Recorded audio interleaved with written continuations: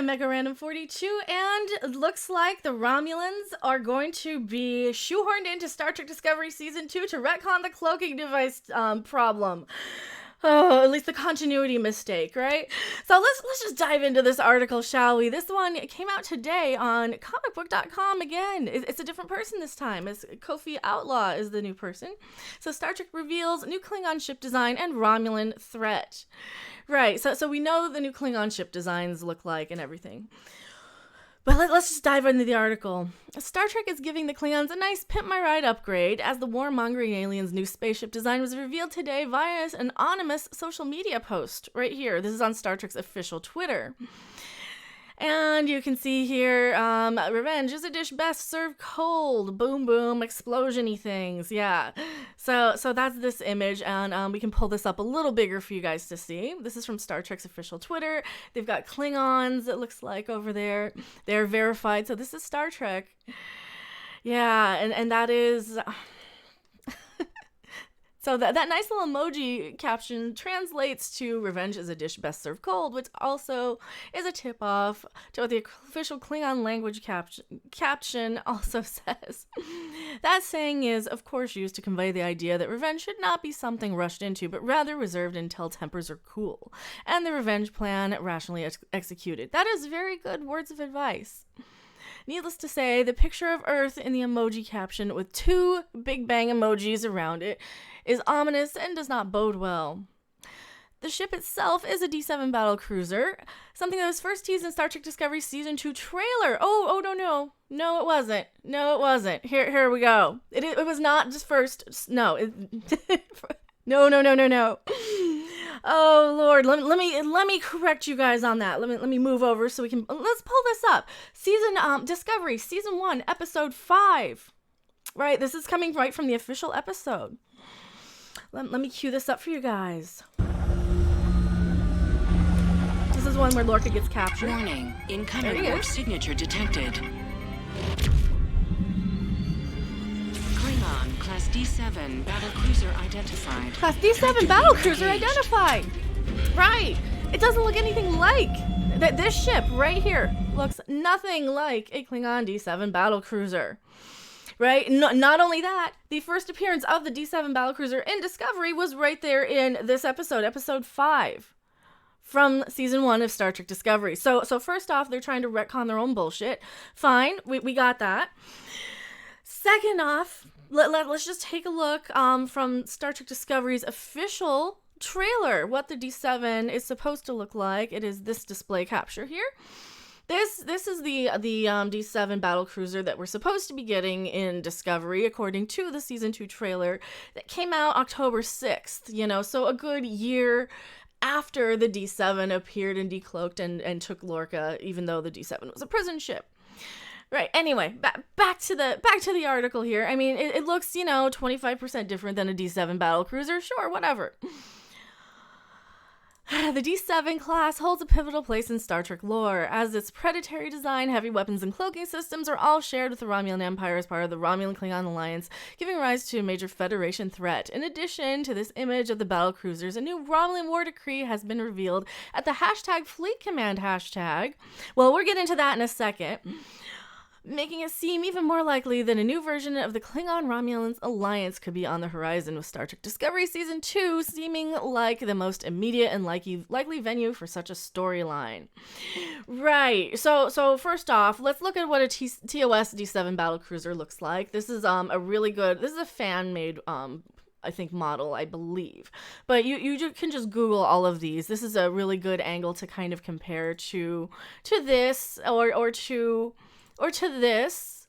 You can just compare right here. Let's compare them. They look a little bit different. Sorry to say, they do look a little bit different. Right? Now, we'll get into this, let's get into this Hail Romulus hashtag here from, or a Fleet Command hashtag from Hail Romulus. Let's take a look at their official Twitter. We are the Romulan Star Empire. What is rooted in virtue will manifest in destiny. Hashtag Fleet Command. So they joined October 2018. This Twitter handle, they're not verified. They follow one person. They've tweeted 7 times and they have 102 followers. Anybody we know? I don't really know any of these people. So this could be just a fan sort of. It could just be a fan thing. It could also be a shill sort of site. It could be just CBS deciding. It could just be CBS leaking this, because if you look at this image, it looks like an official CBS Star Trek Discovery graphic, because it looks like shit, basically. It's blurry. I mean, you know, compare that.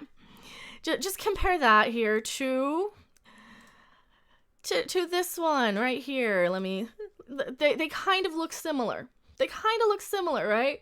They do have the same sort of green, blurry, and I do have an overlay on top of this to kind of, to avoid any bot detection of any copywritten footage, because even though this is fair use for criticism, CBS does like to go after people. So, that being said, it looks like it's pretty official graphics because of how bad it looks. Now, it's funny to me, right? It's really funny to me. Let's go back to the article here.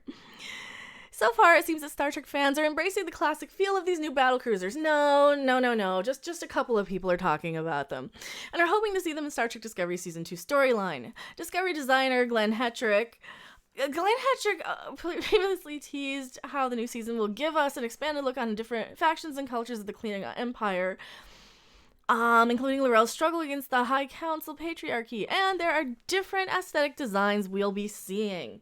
Right, so Discovery designer Glenn Hetrick, no, he's the makeup artist. He's not the Discovery designer. He is the makeup artist. Glenn Hetrick is a makeup artist. Hopefully, I don't know if this person who wrote this article Googled it, but yeah.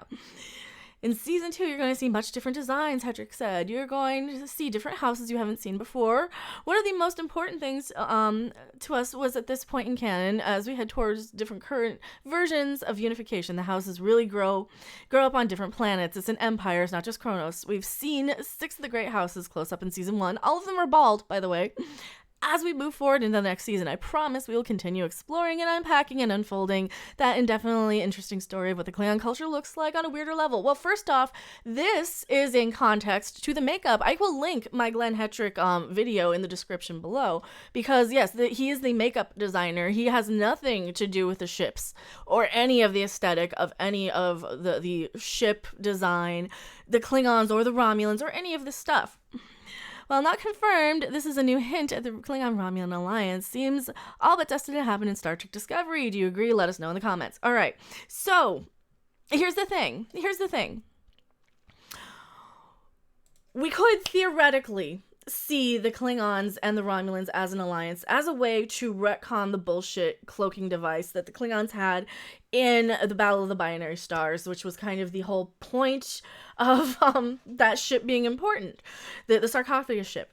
Now, there's only a few years difference between when it was completely referenced in Star Trek VI and as being like the kind of start of the Klingon-Romulan alliance. We also know that at this point in history, we have not seen Romulans at all. Even in Enterprise, we only saw them with unmanned drone ships piloted by psychic Andorians.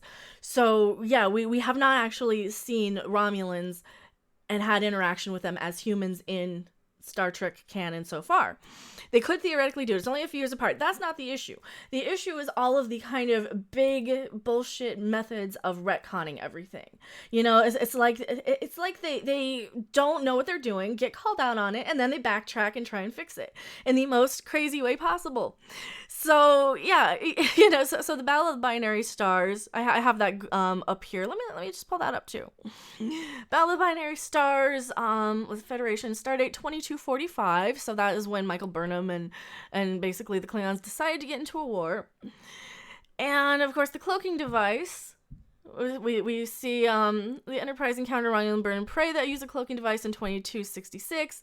We also know that in TOS Balance of Terror, which is about 10 years after Discovery, give or take, we know that Spock seems very, very confused that we are seeing a cloaking device. We're, you know, it's like we've never seen one before. It's like nobody has ever known about a cloaking device. So when they retcon these things and when they go and try and cover their tracks and protect their bullshit, this is why we get mad. This is nerd nitpick to the nth degree. And I could go in with exact dates and figures and everything, but all I have to do is pull up, the video of Discovery and show you they thought that the Klingon D7 battle cruiser was whatever the fuck ship that they're using here, right? Whatever crapping ship they have, right here. This is right from Discovery. This is right from Discovery. You heard their computer say D7 battle cruiser decloaking, and yes, their computer could be a little different. Their computer really, at this point in time during the war, they would know what a D7 looks like. So they could technically retcon these things, but it's just little continuity mistakes like this, and it's just little weird rumors and gossip and things that they kind of throw out there to test the waters. And this is why I'm like, this is why I make these videos. This is why I'm like, no, we don't really need Romulans in here so you guys can retcon your cloaking technology mistake. We want you to admit you made a mistake and not try and retcon it and brush it under the rug. As Star Trek fans, we deserve better than this, right?